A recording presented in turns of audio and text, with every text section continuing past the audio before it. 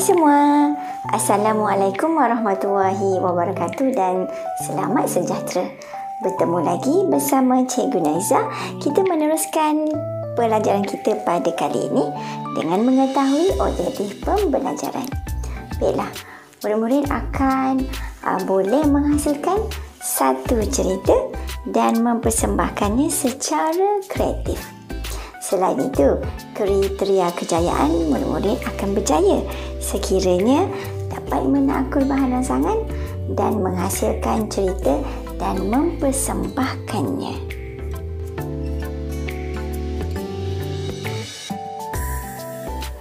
Baiklah murid-murid, kita meneliti ke semua bahan rangsangan lalu kita fikirkan idea-idea yang boleh digarapkan untuk menghasilkan cerita.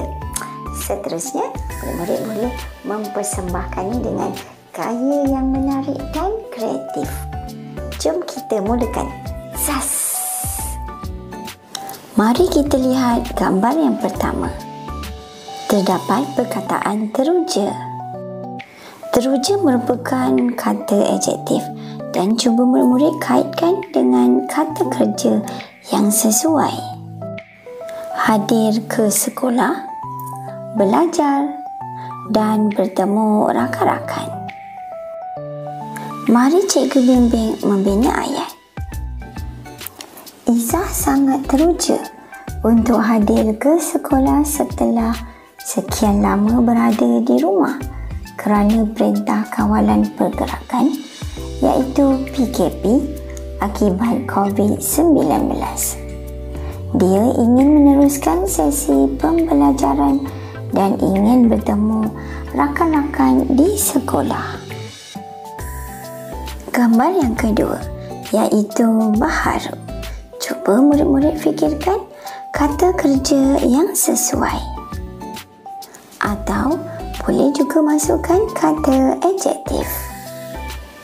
Berehat, makan di kantin, bersih, selesa. Gambar yang kedua dan ketiga kita rangkumkan menjadi perenggan yang sama. Apakah yang Izzah lakukan? Izzah sedang mengambil makanan di mana bekas lutsina bertutup menggunakan penyepit. Jom kita teruskan membina ayat dan bercerita.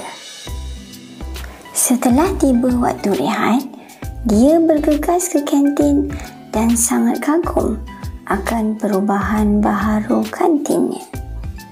Keadaan di situ lebih selesa dan bersih. Selain itu, makanan juga perlu diambil menggunakan penyepit di dalam bekas lutsinar yang bertutup. Dia berasa sangat gembira kerana makanan tersebut tidak terdedah. Kita teruskan dengan gambar seterusnya. Siapa? Pekerja kantin. Sedang buat apa tu? Sedang menggunakan pensanitasi tangan. Selain itu, dia memakai apron dan menutup kepala. Tujuannya untuk menjamin kebersihan. Apakah idea yang boleh digunakan untuk membina ayat bagi gambar ini? Tidak membuang sampah, sifar tong sampah dan kantin bersih. Oleh itu, kantin tidak berbau busuk. Terdapat idea bertanggungjawab pada gambar ini.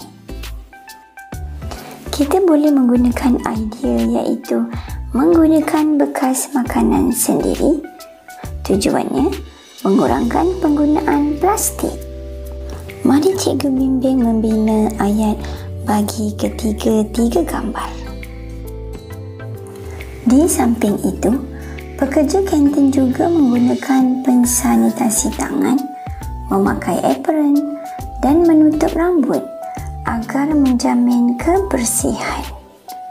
Murid-murid pula tidak dibenarkan membuang sampah kerana mengamalkan sifar tong sampah. Mereka perlu bertanggungjawab membawa bekas makanan sendiri untuk mengurangkan penggunaan plastik. Empatnya, kantin menjadi bersih dan dapat mengelakkan bau busuk. Bagaimana pula dengan gambar ini? Terdapat frasa sisa makanan. Murid-murid boleh menggunakan kata kerja mengasingkan sisa makanan dan membuang sisa makanan ke dalam tong kompos. Nampaknya gambar ini sesuai digandingkan bersama gambar yang berikutnya, iaitu terdapat frasa mesra alam. Apakah idea kata kerja yang sesuai ya? Iaitu dikumpulkan di pondok baja kompos, diproses baja kompos. Sisa makanan akan terurai, juga akan menyebabkan alam sekitar tidak tercemar. Perhatikan betul-betul ya. Seterusnya, Izzah mengasingkan sisa makanan untuk dibuang ke dalam tong kompos. Apabila tong kompos sudah penuh, isinya akan dikumpulkan di pondok baja kompos untuk menghasilkan baja kompos. Sisa makanan akan terurai dan terhasil baja kompos daripada bahan organik. Impaknya, alam sekitar tidak tercemar kerana menggunakan bahan mesra alam. Kita teruskan dengan gambar ini pula, iaitu terdapat frasa terjamin bersih. Izzah telah membaca info tentang cara-cara membasuh tangan agar terjamin bersih tangannya. Selain itu, terdapat juga pekerja kantin yang mementingkan kebersihan dengan mengemop, apakah lagi kata kerjanya, iaitu membersihkan kantin. Gunakan frasa kebersihan asas kesihatan. Kita boleh jadikan perenggan yang sama bagi kedua-dua gambar ini. Izzah juga dapat membaca info yang terdapat di tempat mencuci tangan. Terdapat poster tentang cara-cara membasuh tangan dengan betulnya agar tangan terjamin bersih.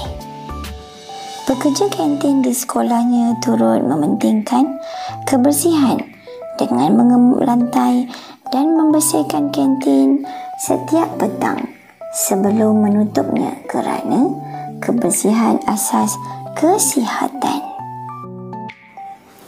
Gambar yang terakhir, murid-murid boleh menceritakan kantin Izzah dianugerahkan amalan perkhidmatan kantin terbaik pada peringkat kebangsaan. Tambahkan maklumat berasa bangga. Kita teruskan dengan perenggan yang terakhir. Akhirnya, kantin di sekolah Izzah telah memenangi pertandingan kantin paling bersih. Anugerah yang diterima ialah amalan perkhidmatan kantin terbaik di peringkat kebangsaan tahun 2022. Izzah dan warga sekolah berasa bangga akan kejayaan sekolahnya. Semoga pelajaran kita pada kali ini murid-murid dapat menghasilkan cerita sekaligus dapat membina karangan cerita dengan lebih baik lagi. Oleh itu, murid-murid dapat menghasilkan cerita tersebut lalu mempersembahkannya dengan gaya yang kreatif. Sekian saja pelajaran kita pada kali ini. Bertemu lagi pada lain masa. Tetap setia bersama Cikgu Nariza. Sampai jumpa lagi. Bye.